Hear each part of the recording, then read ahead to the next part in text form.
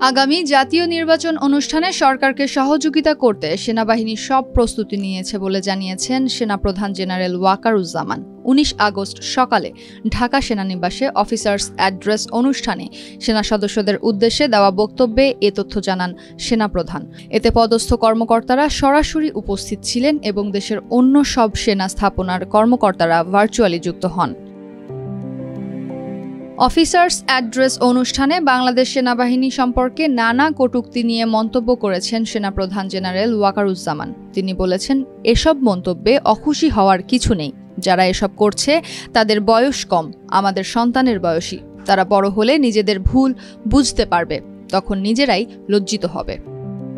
সেনাপ্রধান বলেন, দেশ এখন নির্বাচনের দিকে যাচ্ছে। অবাধ, সুষ্ঠু ও নিরপেক্ষ নির্বাচন অনুষ্ঠানে সরকারকে সহযোগিতা করার জন্য সেনাবাহিনী সব ধরনের প্রস্তুতি নিয়েছে। তিনি আরও বলেন, দীর্ঘ সময় ধরে সেনারা মাঠে দায়িত্ব পালন করেছেন। আগে এত দীর্ঘ সময় মাঠে থাকতে হয়নি। তাই সবার সঙ্গে ভালো সম্পর্ক বজায় রাখতে হবে। দূরত্ব থাকলে তা দূর করতে হবে। এ সময় সেনাপ্রধান জোর দিয়ে বলেন, সেনাবাহিনী একটি পেশাদার সংগঠন। মাঠে দায়িত্ব পালনের সময় পেশাদারি দেখাতে হবে। প্রতিশোধমূলক কোনো কাজে জড়ানো যাবে না। নাম উল্লেখ না করে সেনাপ্রধান বলেন, একজন সেনা সদস্যের বিরুদ্ধে রাজনৈতিক দলের সঙ্গে সংশ্লিষ্ট থাকার অভিযোগ তদন্তাধীন। অভিযোগ প্রমাণিত হলে তার বিরুদ্ধে ব্যবস্থা নেওয়া হবে। সেনাবাহিনীর কোনো সদস্য রাজনৈতিক কর্মকাণ্ডে জড়াতে পারবেন না। আরেক কর্মকর্তার বিরুদ্ধে নারী নির্যাতনের অভিযোগ নিয়েও তদন্ত চলছে। নৈতিক স্খলনের বিষয়ে কাউকে ছাড় দেওয়া হবে না। তবে মিডিয়া ট্রায়ালের ভিত্তিতে কাউকে সাজা দেওয়া হবে না। অভিযোগ প্রমাণিত হলে অবশ্যই ব্যবস্থা নেওয়া হবে।